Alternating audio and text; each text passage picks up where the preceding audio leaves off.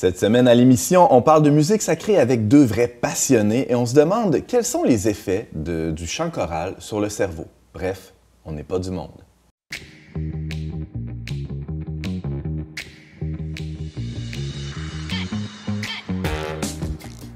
Bonjour à tous et bienvenue à votre magazine Foi et Culture. Ici Antoine Malenfant, votre animateur pour cet épisode consacré à la musique sacrée, justement. Et nous avons aujourd'hui avec nous Jean-Claude Picard, directeur artistique et chef de chœur de Voces Domini. Bienvenue. Merci. Frédéric Corneau, qui est aussi membre de cet ensemble, qui est ténor. Bonjour Frédéric. Bonjour, bonjour. Bienvenue à On n'est pas du monde. Merci. Et une journaliste qui est en train de devenir une habituée d'On n'est pas du monde. C'est sa deuxième apparition en ondes. Stéphanie Grimard, journaliste pour Le Verbe Média. Bonjour. Bonjour Antoine. Aujourd'hui, on parle de chant choral, on parle d'ensemble de musique sacrée. Beaucoup, c'est une émission consacrée, je le disais, à la musique liturgique, à la musique sacrée. On va essayer de démêler tout ça. Ça concerne qui, le chant choral, par exemple, au Québec, Stéphanie? En fait, c'est surprenant. Il y a plus de 510 000 personnes qui sont membres d'un chœur ici au Québec. Ouais. Un demi-million de personnes. Un demi-million de personnes qui chantent en chorale dans plus de 3000 chœurs différents au Québec. C'est quand même impressionnant. Ouais. C'est des statistiques qui datent de 2016, de l'Alliance chorale, mais ouais. Ça donne quand même un ordre de grandeur. Oui, moi, ça m'a surprise. Auriez-vous pensé ça, Jean-Claude? Moi, oui, parce que j'étais là-dedans beaucoup. L'Alliance chorale, à l'époque où ça a été fondé, avec François Provencher et bien d'autres, mais il y a toujours eu beaucoup de gens qui ont fait du chant choral de façon, certains professionnels, d'autres, évidemment, la majorité, ce sont des amateurs qui aiment chanter. Et au Québec, on a chanté partout pendant longtemps. C'est vrai. Ben moi, j'ignorais l'ampleur, mais je me doutais bien quand même qu'il y en avait beaucoup. Mais c'est réjouissant de voir Absolument. ça quand même, hein, parce que tu vas en parler dans quelques minutes, Stéphanie. Il y a plusieurs bienfaits au chant choral. Jean-Claude, vous venez nous dire que depuis toujours, pratiquement, on chante au Québec. Je serais curieux de savoir, vous, personnellement, vous chantez depuis combien de temps? Frédéric? Moi, j'ai commencé à chanter, excusez, allez-y. J'ai commencé à chanter dans un chœur. J'avais 9 ans. Je suis devenu un petit chanteur à la Croix de Bois, qu'on appelait à l'époque, qui est devenu la maîtrise du chapitre de Québec. Et puis, ça remonte à il y a tellement longtemps. Et ça existe toujours, la maîtrise du chapitre de Québec? Ça existe toujours. Pendant longtemps, à Québec, c'était le seul chœur de garçons, parce qu'à l'époque où moi j'y étais, on était une trentaine à peu près, et nous n'étions que des garçons, et on chantait la messe. Et c'est pourquoi on s'appelle le chœur du chapitre. On chantait la messe du chapitre à la basilique à 8 heures, à tous les matins. Pour ceux qui nous écoutent, qui ne savent pas, qu'est-ce que c'est que le chapitre en quelques mots? En quelques mots, le chapitre, c'était à l'époque le conseil d'administration de l'évêque, avec qui il prenait les décisions administratives, et les membres s'appelaient des chanoines. Alors, c'est pourquoi, longtemps, le directeur, par exemple, de la maîtrise a été un chanoine jusqu'à sa mort. Après ça, c'est la commission scolaire qui a rapatrié la maîtrise pour en faire un chœur de ville. Et après ça, il est devenu mixte et il existe toujours. Qui est la maîtrise des petits chanteurs de Québec, qu'on peut entendre parfois à la cathédrale encore aujourd'hui. Oui. Et Frédéric? Bien, moi, ça va moins loin dans mon historique, mais seulement moi, j'ai été imprégné de musique de toute nature, le chant en particulier, de par ma famille. Dans ma famille, il y a énormément de musique. Il y a des chanteurs professionnels, il y a des compositeurs aussi. Du côté des Laprise, pour ne pas les nommer, ils ont produit avec plusieurs personnes des opérettes pendant des années au Saguenay-Lac-Saint-Jean. Et moi, j'ai toujours été un grand amateur aussi de musique sacrée, musique religieuse. Alors, très jeune, je faisais déjà partie d'une chorale à la cathédrale de Chicoutimi. Mais je me suis initié là. Tu sais. J'ai toujours adoré ça à titre amateur. J'ai fait des études musicales au Conservatoire du Saguenay quand j'étais plus jeune. Ah oui. Mais c'est toujours demeuré. Malgré une carrière extérieure à la musique que j'ai faite, j'ai gardé ça. Et seulement, j'ai repris plus tardivement, aux alentours de 2015, quand j'ai connu M. Picard, qui est ici, qui est devenu un grand ami, d'ailleurs. Et j'ai repris, en fait, ce que j'aurais pu appeler mes anciennes amours. Ça veut dire que je me suis mis à en faire beaucoup plus. Et c'est là que j'ai découvert ce dont Jean-Claude parle, ce qui était relié au chapitre métropolitain, son répertoire musical, que moi, j'ai redécouvert, même si pour plusieurs, ça existait depuis toujours. Je l'ai découvert et j'ai vu à quel point c'était un trésor riche, varié, et qui, à mon sens, était tout à fait actuel. Alors, et cet amour pour ce trésor-là s'est transformé en un projet dont on va parler un peu plus tard dans l'émission, Frédéric. On se tutoie là, parce qu'on se connaît. Oui, je pense qu'on se connaît depuis déjà un bon bout de temps. Stéphanie, tu as une carrière de chanteuse? Une jeune carrière. À côté de ta carrière de journaliste? Ça fait quand même une dizaine d'années que je participe à la chorale Le Chœur du Vallon, ici à Québec. Ouais. Puis on est quand même, ça varie d'une session à l'autre, mais entre 80 et 100 choristes. Et c'est du monde. Oui, puis on fait deux concerts par année. C'est du chant sacré ou pas chant sacré, mais aussi populaire. On fait un peu des deux. Ouais. C'est intéressant. Ouais. Alors, sans plus tarder, là, allons voir les bienfaits du chant choral sur la santé humaine. Mm-hmm.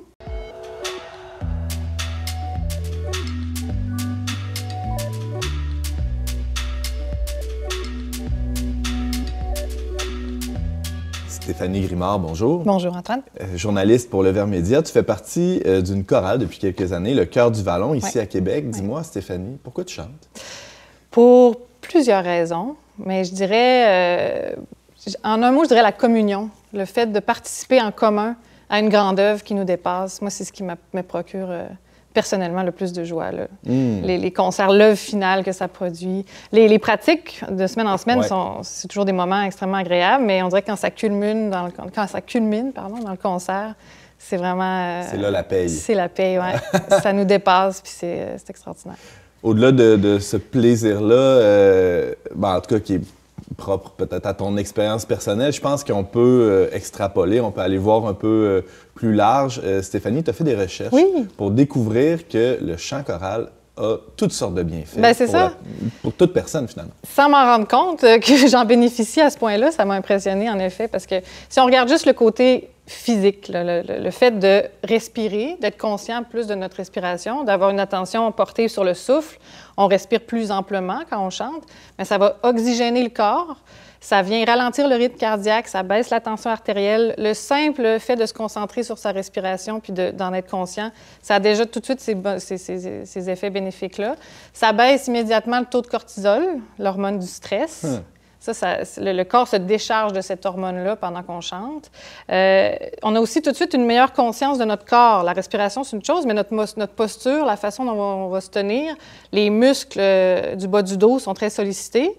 On parle du tonus ou de l'appui, quand on dit qu'il faut appuyer notre son, c'est qu'il faut toujours avoir le bas du dos et les abdominaux sollicités pour bien produire le son. Donc, ces simples éléments-là qui font qu'on a une meilleure conscience de notre souffle et de notre corps, ça a déjà des effets substantiels. Parce que pour le commun des mortels, on pense que ça se situe surtout dans la gorge, les cordes vocales, tout ça, mais c'est tout le corps qui chante. C'est tout le corps. Tu es d'accord avec ça, Jean-Claude?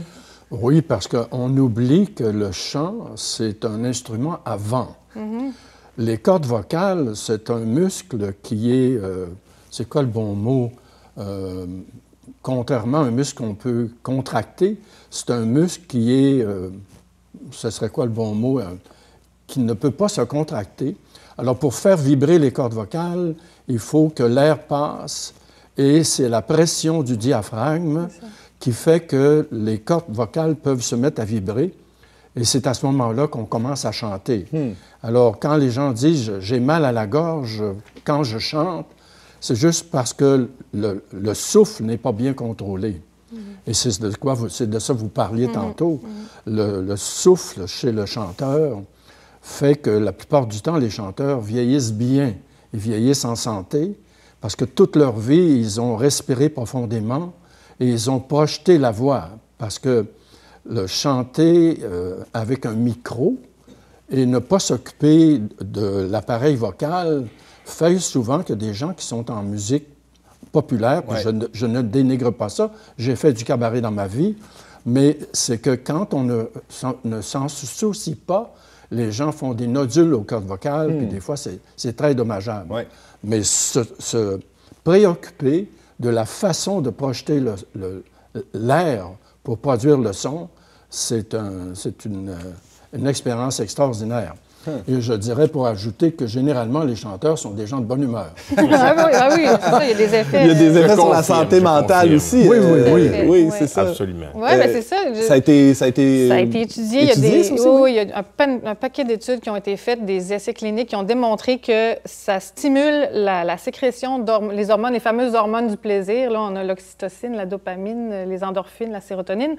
Toutes ces hormones-là sont mobilisées, sont sécrétées lorsqu'on chante.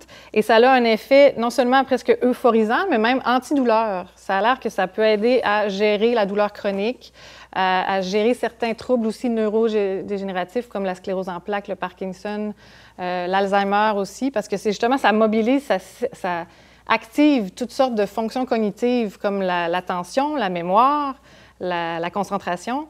Donc, toutes ces zones-là du cerveau qui sont maintenues en éveil lorsqu'on chante, ça assure une meilleure santé. Ça prévient aussi le vieillissement prématuré de ces fonctions-là. Mais la sécrétion de ces drogues-là du plaisir, ces hormones-là du plaisir, c'est comme la drogue bon marché, absolument. légale en plus. C'est formidable. Là. Absolument. Ça passe partout. Oui, c'est ça. Non, puis c'est ça, il y a des observations cliniques qui ont montré aussi que pour ceux qui sont atteints, par exemple, d'état dépressif ou qui font de l'angoisse, de l'anxiété, des gens qui ont des tendances à ruminer, à avoir des pensées obsédantes, bien, le fait de consacrer son attention et sa concentration sur tout ce qui nous sollicite lorsqu'on chante, bien, ça fait qu'on n'est pas concentré sur nos tracas ou sur nos pensées obsédantes. Donc, ça a justement tous ces bienfaits-là qui viennent avec. Moi, j'ai envie d'ajouter que quand on a un chœur et qu'on fait de la musique et qu'on va dans une résidence de personnes âgées, les gens qui s'occupent de ces personnes-là sont toujours surprises. Les personnes sont surprises de voir l'effet. Alors, moi, j'ai un souvenir très vivant ou dans une résidence pour personnes âgées où les gens étaient alités, des gens qui n'avaient pas parlé depuis des années.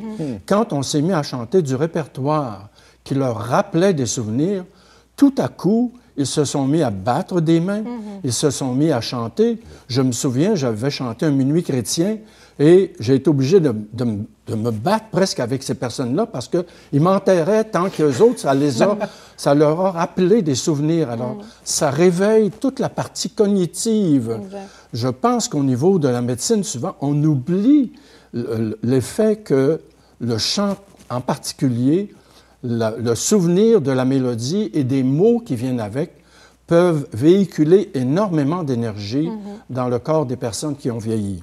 Oui, c'est intéressant. Frédéric, mais je partage ça tout à fait. Moi, j'ai quelqu'un dans ma famille qui est dans un CHSLD et je l'ai vu de mes yeux. J'ai vu des musiciens venir chanter et jouer de la musique. Et ces personnes-là font comme renaître.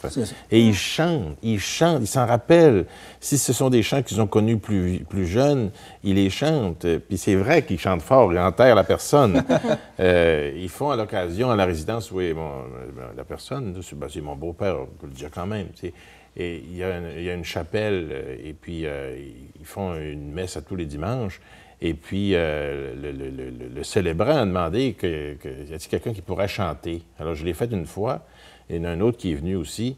Et c'était incroyable, la réponse. La réponse des gens qui, normalement, ne disent plus un mot, mais qui se sont mis à chanter, même si c'était partiellement, ils étaient très imprégnés. Ça leur a fait un bien immense. C'est très touchant, là. Puis, ça donne beaucoup de couleurs là, à ce bienfait-là de chanter. Là. Tout à fait. Stéphanie? C'est ça. Il y en a qui disent aussi, pas seulement, oui, les personnes vieillissantes, tout à fait, mais ceux qui ont vécu des accidents, par exemple un AVC ou quelque chose comme ça, qui perdent certaines fonctions langagières, par le chant, ils arrivent à réactiver ces zones-là, puis à reprendre petit à petit le chemin de la parole. Là. Fascinant. C'est impressionnant. Ouais. Un autre aspect de la santé qui est peut-être moins étudié ou moins compris, c'est la question de la santé sociale. On est vraiment dans la santé globale. Là. La personne a un corps, a une tête aussi ou un cerveau, mais aussi toutes sortes de relations. quel impact ça a sur la santé sociale de quelqu'un, le fait de chanter en chorale? Bien, c'est ça, le fait d'appartenir à ce groupe-là, de la chorale, ça favorise évidemment le sentiment d'appartenance à un groupe. Ça brise la solitude. Il y a des personnes plus âgées aussi qui sont de plus en plus solitaires et qui peuvent se retrouver en groupe pour chanter. Mais au-delà de ça, c'est le simple fait de, comme je disais tout à l'heure, participer à quelque chose de plus grand que soi. Même si on n'est pas obligé nécessairement d'entrer en conversation avec la personne, mais le fait de participer, de faire corps dans cet organisme-là qui est la chorale, fait qu'on est dans le lien social directement d'emblée. Là, on chante à plusieurs, on s'ajuste notre voix selon celle de l'autre. On est tous dirigés par la même personne devant nous qui joue avec nous comme si on était un instrument, en fait. T'sais, on devient l'instrument du chef de chœur, en quelque sorte. Donc, ça fait que d'être dans un état un peu de... Il y en a qui appellent ça le flow. Quand on oublie un abandon, c'est ça. On oublie le temps qui passe, on oublie nos soucis. On est dans la zone, on peut dire aussi, d'une autre façon. Puis ça, c'est cet effet de groupe-là qui participe à cette... je dirais encore là, d'euphorie, quand on atteint la note juste ou la bonne harmonie. Ouais. Il y a quelque chose de vraiment... grisant, il y a une vibration collective, tu sais, qui fait que... C'est ça, qu'on sent qu'on est dans un groupe, puis ça... Évidemment, ça permet des échanges aussi. Il y a des amitiés qui naissent là, dans les pupitres, dans les différents pupitres des chorales. C'est vraiment un outil, je pense, de socialisation privilégié. Ça peut même être une belle activité, ça peut paraître un peu contre-intuitif, ça peut même être une belle activité pour quelqu'un qui est plus gêné, qui est plus timide, parce que on chante par en avant. Là, non, mais vous voyez ce que je veux dire? Oui, puis on peut s'appuyer sur les autres, on n'est pas seul à chanter. Si on fait une petite erreur ou si on oublie un passage, on sent que nos voisins peuvent...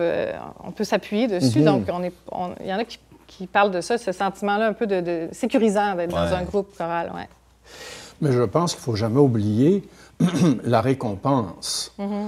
Pour quelqu'un qui n'a jamais été sur une scène, d'être sur une scène dans un chœur, finir quelque chose de beau et tout à coup de recevoir les applaudissements de la salle, c'est une nourriture extraordinaire.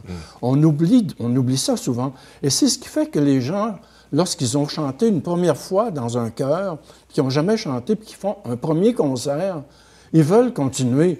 Parce que tout à coup, tu finis une pièce, puis là, la salle fait « applaudit ». Et la vague d'applaudissements, c'est quelque chose d'inimitable. C'est comme une vague d'océan qui arrive avec une énergie extraordinaire. Alors, quand la deuxième pièce commence, là, tu veux faire encore mieux. Et c'est ce qui fait que c'est extraordinaire, parce qu'on a eu la répétition. Là, on est en concert. On a une première récompense, puis là, on veut se surpasser. Et c'est ce qui fait que c'est si extraordinaire de se serrer les coudes quand on est dans un chœur, les amitiés qu'on développe, la puissance de cet euphorisme-là qui nous arrive, c'est quelque chose qui est difficilement remplaçable. Frédéric? Ah ben, moi, regarde. Quand on a goûté à ça, on ne veut plus s'en passer. Absolument, oui. Et d'ailleurs, je dirais que ce genre d'euphorie-là, cette impression-là, elle n'est pas unique là, à un type de musique. Là. C'est un petit peu dans tout ce qu'on fait. C'est le rendu, c'est le fait d'avoir chanté ensemble, c'est de voir aussi la réaction de la salle. D'avoir réalisé quelque chose de bien, de beau, de bon, et d'en faire profiter une foule qui l'apprécie. Et c'est pour ça que moi, c'est une expression que j'utilise souvent, que je dis la musique élève l'âme. C'est dans ce sens-là. Ça va pour ceux qui les écoutent, mais ça va pour ceux qui la chantent aussi, puis entre nous. Et puis, on s'appuie beaucoup l'un sur l'autre. Puis c'est drôle, je fais juste une parenthèse, c'est quand on fait une pratique, puis en vue de la représentation, que ce soit le concert, que ce soit une messe, ces choses-là, on fait de notre mieux. Mais quand on arrive live, là, sur scène, là, il faut y aller avec comment ça va, tu sais. Des fois, ça accroche un petit peu, mais là, on se tient entre nous autres. Il y en a un qui l'échappe un peu dans son pupitre, là, tu sais. Et on voit qu'on essaye soit de l'aider à se replacer ou encore, ça va dans les deux sens, mais ça va dans le sens de rendre l'œuvre jusqu'au bout sans s'arrêter. Et après ça, on est content du travail qu'on a fait parce que c'est collectif. C'est ça. Alors, tout ça, ça donne une émotion qui est vraiment palpable, là. Puis... Ce que tu dis, Frédéric, sur le fait que ça élève l'âme, ça fait magnifiquement le pont vers le dernier point de Stéphanie, parce qu'elle voulait nous parler de la santé spirituelle. Ouais. Il y a des impacts là aussi. Ben oui, le fait, c'est ça, de chanter en commun, mais chanter de la musique sacrée, ça vient aussi chercher quelque chose de très profond. Quand on pense que c'est des textes qui ont été écrits, je veux dire, il y a des siècles, puis on continue de les chanter de génération en génération, ça aussi, ça fait qu'on se sent comme partie de quelque chose de beaucoup plus grand que nous, qui nous dépasse. Puis c'est ça, c'est cette communion-là, le fait de chanter ensemble. C'est Saint-Augustin qui disait « chanter, c'est prier 2 fois ». Il y a ça aussi la prière est vraiment incarnée dans la voix. J'ai déjà entendu l'expression « la voix, c'est le muscle de l'âme ». Bien, c'est ça, on est élevé, ça nous transcende un peu, puis de le vivre en commun, ça donne un degré de plus, je pense, à la prière. Clairement. Stéphanie Grimard, journaliste pour Le Verbe Média, merci beaucoup pour cet éclairage. Ça fait plaisir.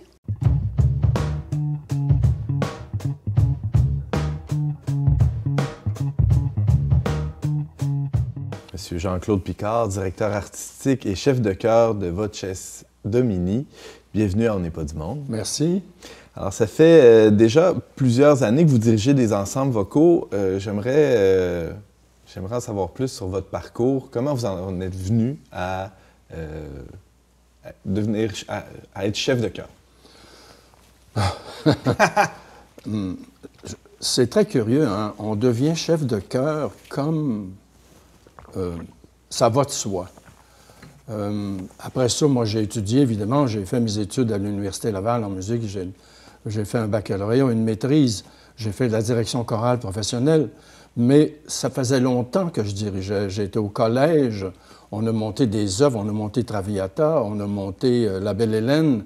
Et c'était Jean-Claude qui dirigeait les chœurs. J'avais pas de technique, mais ça marchait. Alors, je pense que c'est la façon d'être un leader, influenceur, et qui fait qu'à un moment donné, les gens, naturellement, disent « dirige donc, t'es capable ». Alors, les premiers temps, juste faire le geste du départ, c'est une technique en soi, mais la première fois, t'espères qu'ils vont tous partir en même temps parce que tu ne sais pas comment faire. Mais ça s'apprend, et c'est de là que vient la richesse de l'échange entre les chanteurs et le chef. Tantôt, vous disiez qu'on est l'instrument du chef. C'est vrai, un chœur, il faut le voir comme un orchestre qu'on dirige, mais le chœur nous nourrit. C'est absolument extraordinaire diriger, d'arriver à des moments magiques où là, on dit, je pense qu'on n'aurait pas pu faire mieux. Et ça, c'est, j'ai presque envie de dire rare, parce que d'atteindre un certain niveau, quel que soit le type de chœur qu'on dirige, atteindre un niveau extraordinaire, par exemple à la maîtrise, quand je dirigeais la maîtrise, bien, avec les enfants de 4e, 5e, 6e année, bien, atteindre un niveau d'exécution dont on est satisfait, c'est magique. Et les enfants, tout à coup, ont les yeux grands ouverts. Et vous vous trouvez dans le meilleur siège, même si vous êtes debout, vous êtes le premier spectateur, finalement, du chœur, parce que l'endroit où vous vous trouvez, ça vous met vraiment aux premières loges de ce spectacle. Oui, on est à la fois le spectateur et celui qui fait que ça arrive. Parce que c'est très curieux, de la même façon qu'un chef d'orchestre peut transformer la sonorité d'un orchestre, un chef de chœur qui se plante devant un groupe, eh bien, vous pouvez placer 3 chefs de chœur différents qui vont chanter la même œuvre, puis vous allez avoir 3 rendus différents, juste par la façon dont le chef communique avec ses mains, sa figure, parce que la première chose qu'il ne faut pas faire, c'est chanter quand on dirige, parce que si on chante, on n'écoute plus la chorale, mais on s'écoute chanter. Alors, il faut vraiment être à l'affût tout le temps de ce qui se passe et contrôler, par exemple, si on a un chœur d'une centaine de voix comme le chœur du Vallon, bien là, il faut contrôler la balance. Est-ce que les sopranos sont trop forts par rapport aux basses, etc., etc. Mais un coup qu'on maîtrise ça, là, maintenant, on s'assure que l'unité est là et que les voix se fondent. Et c'est à ce moment-là que le chœur commence à répondre parce que lui aussi, les personnes se rendent compte que, regardons ça, ça commence à être beau. Puis là, on se regarde. On dit « wow », mais on n'a pas le temps de dire « wow » parce qu'on chante. Et le choix du répertoire aussi. Et tous les répertoires ont leur qualité. On peut chanter de la chansonnette bien arrangée, ou on peut chanter le Messie de Handel, ou on peut chanter une polyphonie de Palestrina, ou un autre. Le rendu que le chef est capable d'atteindre avec son cœur est à la fois extraordinaire pour les choristes et extraordinaire pour celui qui dirige. C'est fantastique de diriger. Frédéric, tu es d'accord avec ça? Tout à fait. Je te vois obstiné. Jean-Claude Picard, je le disais, là, vous êtes directeur artistique, chef de chœur, vous faites ça depuis des années. Plus récemment, vous avez été, corrigez-moi si je me trompe, chef de chœur de l'Église Saint-Cœur de Marie, qui aujourd'hui est... Non, je n'étais pas chef de chœur. Oh, pardon. Je faisais partie du chœur. Aha. C'est Claude Gosselin qui a dirigé le chœur de Saint-Cœur de Marie pendant, je pense, 30 ans. Et moi, j'ai fait partie de son ensemble vocal pendant plusieurs années. Sur Grande Allée. Hein, sur Grande Allée, en face du Concorde. Dans le plein cœur de Québec. Oui. Cette église-là n'existe plus.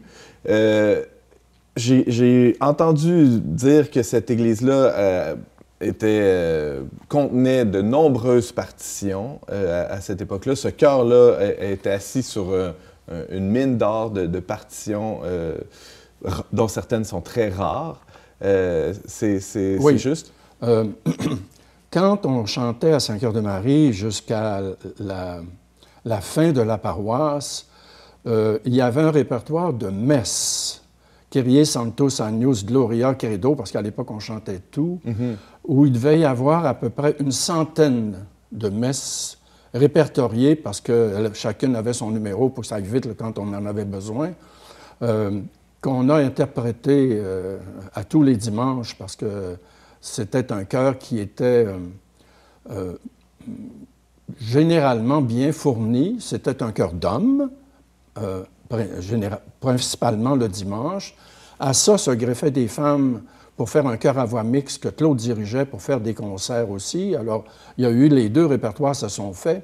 Alors, à Saint-Cœur-de-Marie, il y avait vraiment des classeurs pleins de musique qui, lorsque l'Église a été désacralisée, les partitions sont comme disparues. Moi, j'en ai récupéré un peu. On a quelques-uns de nos amis chanteurs qui en ont récupéré un peu, mais le trésor s'est perdu. Ça, c'est intéressant parce que, en tout cas, moi qui suis un ignare en la matière, il y a un répertoire important au Québec. Il y a des messes qui ont été écrites ici par des compositeurs locaux et qui sont à peu près pas ou pu chanter dans nos paroisses. Est-ce que je me trompe? Absolument. C'est tout à fait vrai. Si je peux me permettre... je t'en prie, Fred. Moi, c'est un élément central là, dans tout le projet là, qui tourne autour de l'œuvre dont on va parler. C'est que Jean-Claude m'a informé de ces choses-là, de ce qui se faisait à Saint-Cœur-de-Marie et de ce qui était arrivé aux partitions par après. Et là, c'est là que j'ai pris conscience qu'à de nombreux égards dans notre société, le patrimoine s'effrite beaucoup. On peut parler souvent du patrimoine bâti, mais le patrimoine musical, je dirais religieux aussi, là, pour lequel il existe des trésors absolument incroyables. Et c'est la redécouverte de ces trésors-là qui provoque une émotion, un choc. Et c'est tout sauf ancien. C'est vrai que ça date pour certains, mais c'est pas si ancien que ça. Là. On parle d'un compositeur, pour ne pas le nommer, c'est l'organiste dont j'ai oublié le nom, qui était votre organiste. Omer Les Tourneaux. Omer Les Tourneaux aussi, mais Claude Bédard. Denis Bédard a écrit des messes en 1984, ou même 92. Donc c'est assez récent. Là, on ne parle pas de l'autre siècle. Là, non. Alors, c'est ça. Alors, il y a des trésors plus anciens, assez récents, mais ils sont magnifiquement écrits.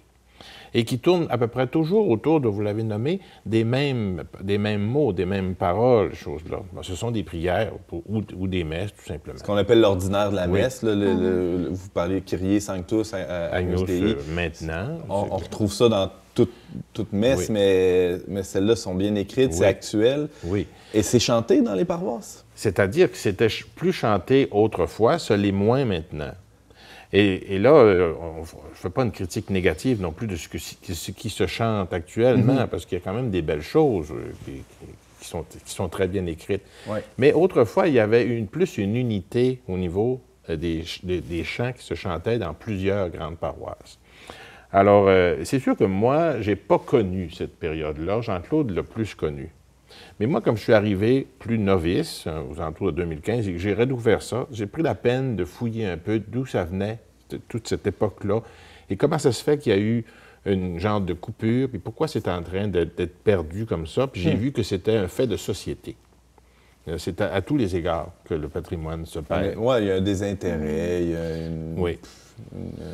Mais comme on ne parle pas de choses anciennes qui méritent juste d'être enterrées, là. On parle de choses qui sont magnifiques. Il y a un intérêt à le redécouvrir et on le voit quand on le chante. On voit les gens, on voit leurs réactions. Pour plusieurs, ça vient chercher des souvenirs. Pour d'autres, ça provoque une émotion de découverte. Et la question qu'on se fait souvent poser, mais pourquoi ça ne se chante plus, ça? Pourquoi on n'entend plus ça maintenant, ces choses-là? Alors, comme si c'était juste moi qui disais ça, c'est donc beau, mais personne me croyait, ou que les gens écoutaient la musique puis disaient « Ouais, ben là, regarde, c'est pas ça », j'y croirais pas, là. Mais c'est collectif, c'est communicatif, les gens sont émerveillés. Qu'est-ce qui fait, selon vous... Oui, vous allez dire? Oui, je m'en allais probablement là. Oui, bien, je me demandais qu'est-ce qui... Je pense que, sans vouloir faire de polémique, Vatican II, lorsqu'il y a eu tout ce grand mouvement qui s'appelle Vatican II, et qu'on a voulu utiliser la langue du peuple dans tous les pays, tout à coup, c'est comme si on avait jeté le bébé avec l'eau du bain. Alors, on s'est dépêché à écrire toutes sortes d'affaires, et aujourd'hui, le vieux monsieur que je suis est obligé de constater que le résultat n'est peut-être pas celui qu'on attendait. Et pourtant, si on va dans les textes de Vatican II, il n'y avait aucune obligation de passer à la trappe les textes, les chants en latin. C'était plutôt les textes de la liturgie, ce qui était dit devait l'être en langue vernaculaire, les paroles qui étaient proclamées, l'homélie, etc. Mais pour ce qui est de la musique, il n'y avait aucune exigence à ce niveau-là. C'est étonnant que ça ait été mal interprété, mal compris. Alors, il y a eu tout le phénomène de dire on va tellement rendre ça populaire qu'on va amener beaucoup de monde à l'Église. Ouais. Bien, force est de constater que c'est pas ça qui s'est produit. Alors, c'est le moins qu'on puisse dire. Je suis chanceux, j'ai voyagé dans ma vie et je me souviens, quand j'étais encore chef de chœur à la basilique, j'étais allé à Vienne. Et le dimanche matin, à Vienne, à la grand-messe, 52 dimanches par année, il y a chœur et orchestre, où on chante les grandes messes de Beethoven, de Haydn, de Mozart, puis là, on pourrait continuer à les nommer. Et c'est une grande cathédrale, il y a toujours 1000 personnes. Mais ce n'est pas juste des Viennois qui est là, il y a des gens de partout. Vous allez à Vienne le dimanche matin, vous rentrez dans l'église, et si vous écoutez les gens parler, bien, il y a quelques francophones, il y a des germanophones, il y a des Chinois, et les gens sont ravis, et les prêtres qui président sont eux aussi contents d'entendre ça. Ici, moi, je me suis fait déjà dire, ton sancto, c'était bien trop long. Alors, c'est comme si on faisait une course contre la montre.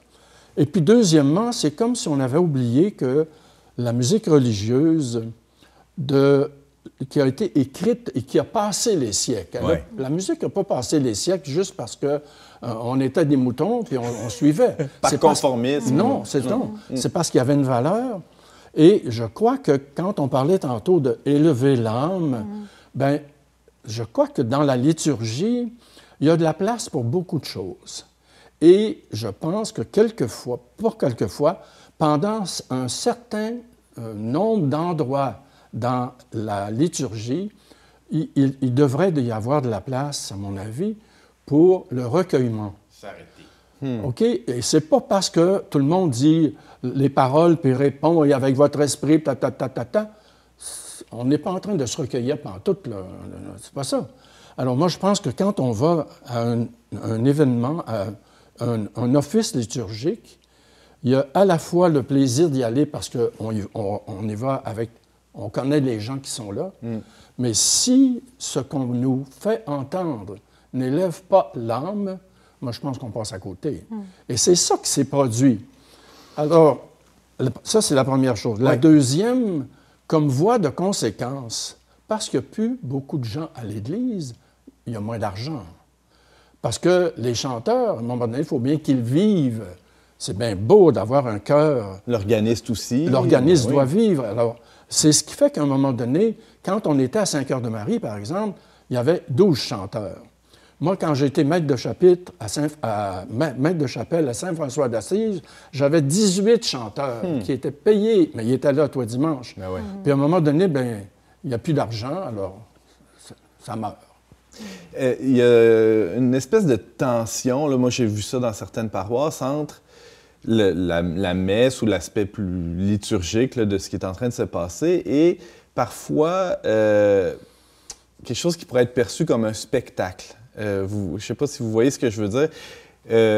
Bon, on comprend là, que des fois, il y a des tensions justement entre le prêtre qui a sa vision du rythme de la liturgie, le chœur qui peut avoir, ou le chef de chœur qui peut avoir une autre vision. Comment résoudre cette tension-là? Parce qu'il y a des gens qui vont aller à la messe à Vienne peut-être juste pour le spectacle, si la musique est si bonne. Voyez-vous l'enjeu?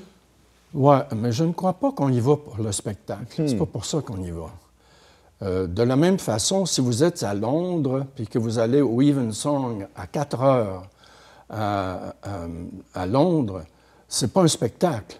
C'est un office religieux chanté qui nous réconforte. Alors, c'est pour ça que je suis toujours un peu hésitant en disant, est-ce que parce qu'on a un chœur et un orchestre qui chante une belle messe, la messe du couronnement de Mozart, que c'est un spectacle? C'est pas un show. Pantoute. C'est de dire que quand ça part, cette affaire-là, là, puis, par exemple, la Nus Dei de la messe du couronnement, avec le soliste, c'est extraordinaire. Mais il n'y a pas de spectacle là. Quand c'est fini, c'est le silence dans l'Église. Et quand je dirigeais, je disais toujours, la meilleure façon de savoir si on a bien chanté, c'est s'il y a silence. Et quand on chante très bien puis qu'on élève l'âme dans l'Église, tout à coup, on n'entend plus rien. C'est pas parce que les gens sont respectueux. C'est pas parce qu'ils dorment. C'est parce qu'on les... Non. On espère, en tout cas. je me suis retenu. Mais c'est juste parce que c'est beau. Ouais. Et tout à coup, quand on a fini, c'est comme au concert. Vous allez au concert, puis l'orchestre joue une œuvre, et c'était extraordinaire. C'est le silence. Si c'est moins bon, tout à coup, on entend toucher, puis il se passe n'importe quoi. Mais quand c'est très beau, ça impose. Il nous reste une petite minute, Jean-Claude. Qu'est-ce qu'on peut faire pour sauver ce patrimoine-là qui nous glisse entre les doigts? Hein? Être patient. Parce que je crois que dans tout ce qui est arrivé, il y a toujours le pendule. Le pendule est à l'extrême droite ou l'extrême gauche, et nous autres, on voudrait qu'il soit au centre. Alors, dans les années 60, il est parti d'un côté, je ne sais pas lequel, pour s'en aller à l'autre bout, puis à un moment donné, il va revenir, puis ça va revivre. Parce qu'on oublie, par exemple, je fais une parenthèse, que pendant une partie du 19e siècle au Québec, il n'y avait pas de prêtre non plus. OK? Et ça a recommencé parce que tout à coup, ça s'est refait. Tout à coup, les gens ont dit ça nous prend des curés. Puis là, les familles se sont mis à y penser, puis etc. Alors, je pense que c'est la même chose pour la musique sacrée. la musique sacrée, parlons du Québec, actuellement, elle est tassée. C'est le moins qu'on puisse dire. Puis si on est patient, à un moment donné, ça va revenir. Donc, ça prend des gars comme Frédéric qui y croient dur comme fer, puis font ce qu'il faut pour que ça arrive. Moi, j'ai fait mon temps, mais j'y crois beaucoup.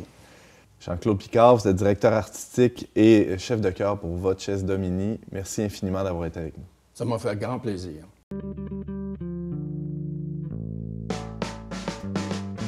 On n'est pas du monde est une émission produite par l'équipe du magazine Le Verbe. Pour vous abonner gratuitement et recevoir 8 numéros par année, visitez leverbe.com/abonnement. Frédéric Corneau, bonjour et bienvenue à On n'est pas du monde. Bonjour. Tu es agronome de formation. Oui. Mais tu t'es récemment investi à fond dans le chant choral, dans le chant de musique sacrée, plus précisément. Ancien membre du chœur du chapitre métropolitain de la Basilique cathédrale de Québec. Oui.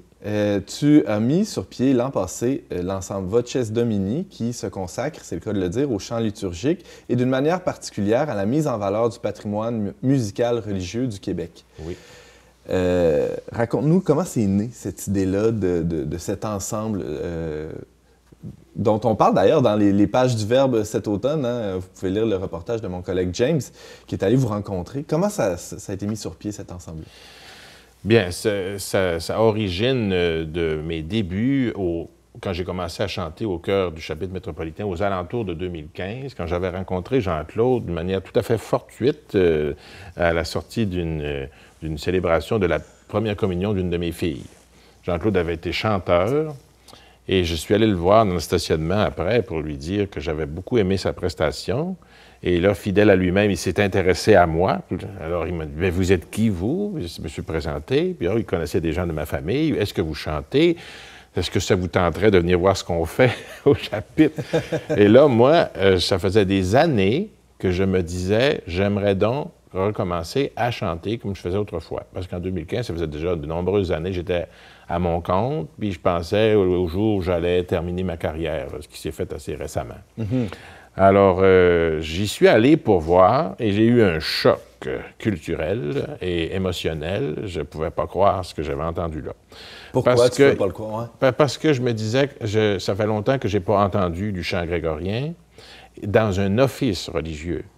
Alors, autrement que d'aller à l'abbaye des moines ou encore d'écouter des disques. Ouais. Là, j'ai entendu du chant grégorien en entrée, à l'introïde. J'ai entendu des alléluia grégoriens et j'ai entendu de la polyphonie aussi en latin et des motets qui étaient livrés à la communion ou à la sortie. Et là, moi, je me suis dit, c'est ça que je veux faire, là. Moi, maintenant, c'est ça que je veux faire. Parce que moi, la fibre musicale, elle m'habite. J'aurais pu faire une carrière en musique, moi, mais j'avais choisi de faire autre chose, mais ça m'habite beaucoup. Alors, je me suis allé m'essayer avec eux, humblement, et puis j'avais suffisamment de formation musicale pour être capable de progresser avec eux. Et j'ai beaucoup... j'avais des rudiments du grégorien, mais en faisant à tous les dimanches avec eux, puis j'ai pris des cours aussi par correspondance, je suis devenu capable de chanter et de lire une partition grégorienne.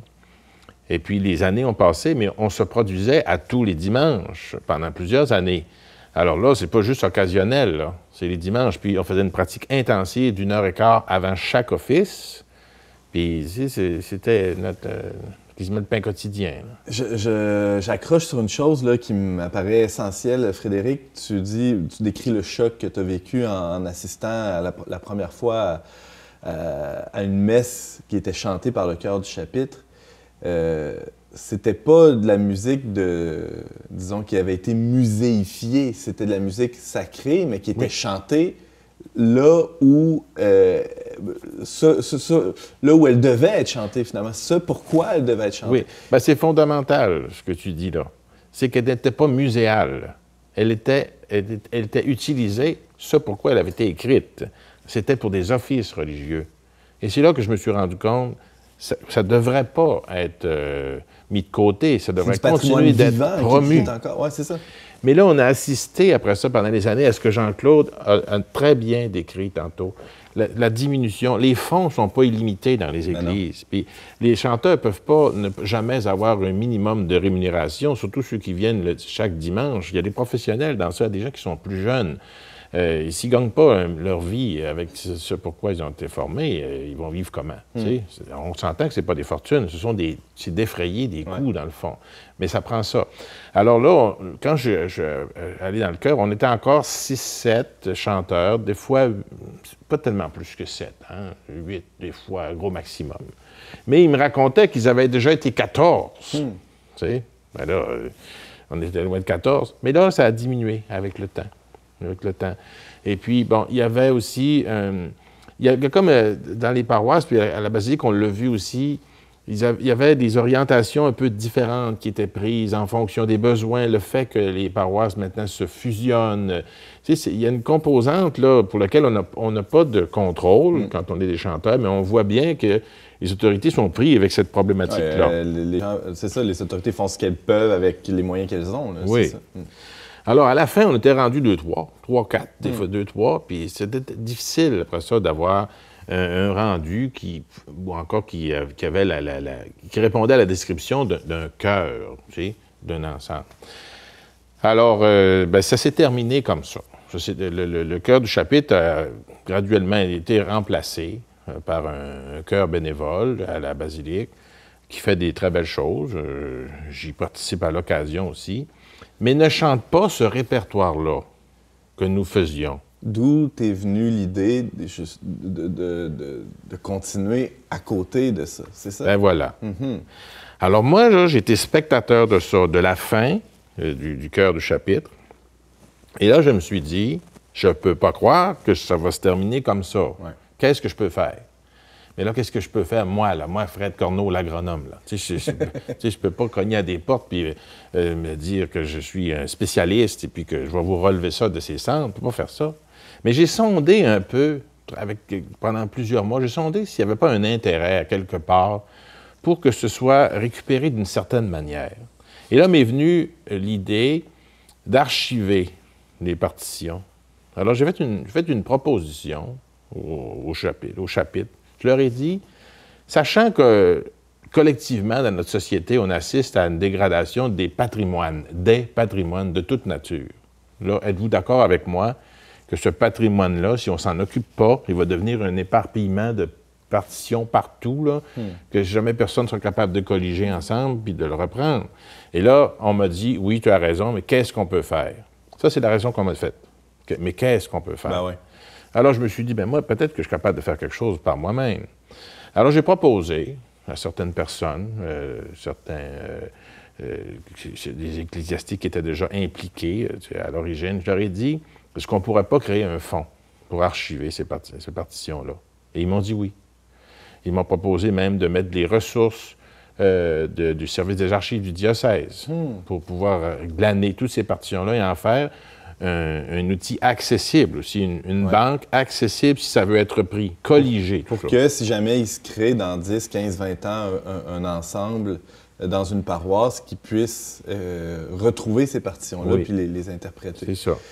Et vous avez, toi et quelques comparses, décidé de monter cet ensemble-là pour l'ensemble Voces Domini pour aussi en disquer, faire un enregistrement pour qu'on ait... en 2 mots, c'est quoi le projet? Bon, alors, partons du fait que moi, j'étais entrepreneur toute ma vie. Alors, qui dit entrepreneur, dit capable de prendre un projet puis de le mener. Parce que moi, une de mes forces dans ma vie, c'était pas nécessairement d'être l'agronome de l'année, c'est que j'étais capable d'aller chercher des ressources un peu partout pour les faire travailler ensemble. Ouais. Ça a toujours été ma force. Bon, bref.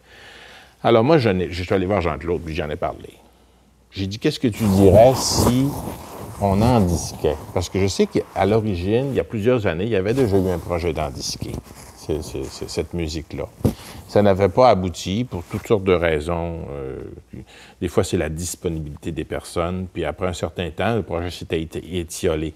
Mais c'est parce que ça prend quelqu'un pour s'en occuper. Alors moi, j'avais du temps, j'ai dit, je proposerais de m'en occuper.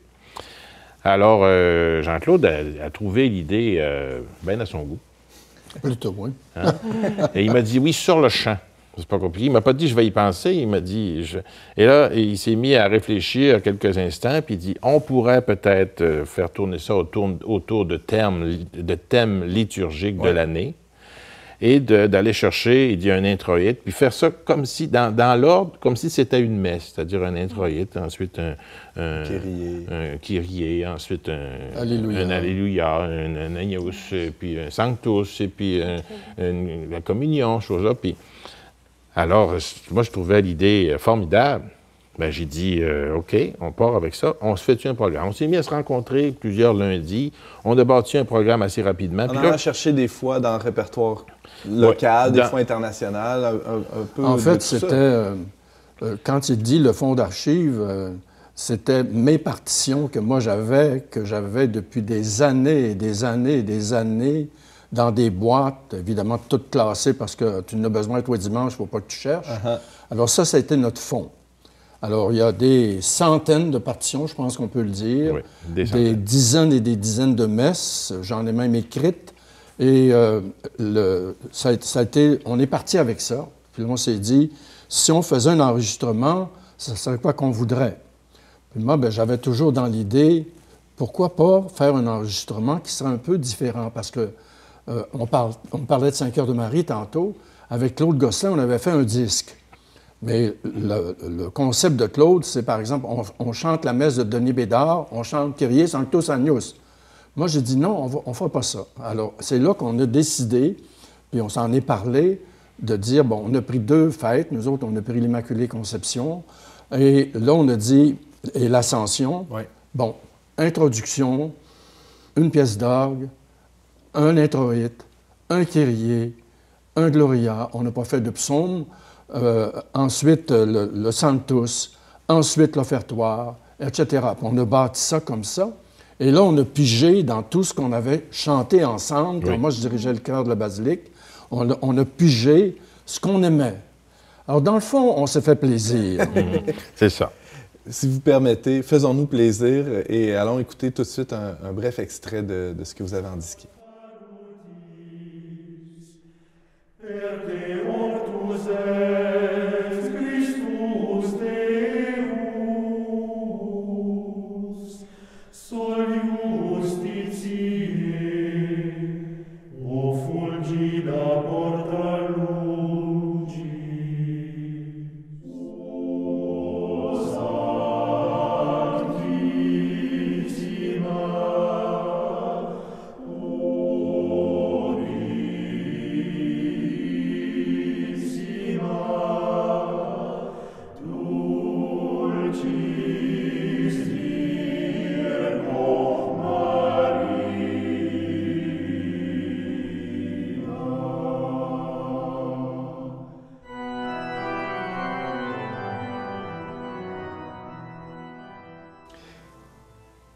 On vient d'entendre 2 extraits, en fait. Le premier où le chœur chante en grégorien.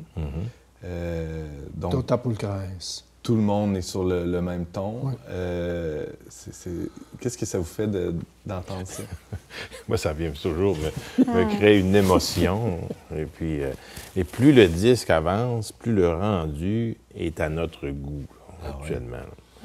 Mais moi, ce que ça me fait, c'est que quand j'écoute le grégorien là-dessus, c'est que là, tout à coup, je suis conscient qu'on a réussi à faire chanter 8 gars à l'unisson, dans un fondu, on n'entend pas une voix qui perce, et avec un rythme de grégorien qui roule. Parce que ce qu'il faut faire attention quand on chante du grégorien, c'est que ça peut être plate à mort. Alors, celui-là n'est pas plate. Après ça, quand on a entendu la polyphonie, tout à coup, on entend 4 voix, parce que c'est écrit à 4 voix. Et là, si on porte le moindrement attention, on peut entendre les ténors, les deuxièmes ténors, les barytons, les basses. Et ça sonne clairement. Et là aussi, le fondu est exemplaire. Alors, je suis pas mal content de ça. Il y a de quoi être fier. C'est tout le temps qu'on avait, mais je tiens à vous remercier tous les deux, Jean-Claude Picard et Frédéric Corneau, pour nous avoir présenté ce projet. En fait, pour les gens qui veulent découvrir ça, on peut se rendre sur altacellis.com. et découvrir ce projet de Voces Domini qui assurément va faire grand bruit dans les prochains mois. Et il y aura peut-être d'autres albums aussi. Qu'est-ce que vous souhaitez pour ce projet-là à l'avenir, Frédéric? Bien, d'abord, on va le lancer bientôt, là, lors d'une messe, est-ce qu'on peut le dire? Là? Le lancement va avoir lieu le 17 novembre à la Basilique, ça va être présidé par le cardinal. Et on espère lancer, je dirais, la machine, dans le sens qu'on voudrait que ce répertoire-là soit en grande partie en disqué, sous forme de plusieurs opus de cette série-là. Et puis, pour que ce soit entendu et que ça donne le goût de le reproduire, de reproduire ces chants-là en Église. Étant donné que la manière dont on le bâtit, comme si c'était un ordonnancement d'une messe, on voit que ça peut être utilisé. Alors, mais il ne faut pas oublier que, puis là, il faut que j'en parle, si le disque est possible, c'est parce que Frédéric et moi, on a mis la main dans notre poche et qu'on a payé. Alors, le projet futur, c'est est-ce qu'on va pouvoir trouver des bailleurs de fonds, puis est-ce que le disque va pouvoir se vendre suffisamment pour qu'il nous apporte un peu de sous? Parce que je pense pas qu'on puisse tous les deux remettre ça et en faire 10. Ça commencerait à être un peu cher. ça va dépendre de la réponse, de l'accueil du public. Oui. Mais en tout cas, je n'ai pas grand doute là, à cet effet. C'est très, très bien produit et je suis convaincu que c'est un projet qui va avoir une longue vie. Frédéric Corneau, Jean-Claude Picard, merci infiniment. Merci. Merci de nous avoir reçus. C'est déjà tout pour cet épisode. Merci beaucoup d'avoir été avec nous. Je vous invite à consulter nos pages Facebook, YouTube et aller sur leverbe.com pour pouvoir réécouter cet épisode, pour pouvoir le partager. Vous pourrez aussi consulter nos épisodes antérieurs. Tout est là. Je remercie Frédéric Corneau, Jean-Claude Picard et notre journaliste Stéphanie Grimard qui ont été avec nous aujourd'hui. Je remercie aussi Barthélémy Rieu et Marianne Martin à la technique. Et on se retrouve bientôt pour une autre émission dont n'est pas du monde.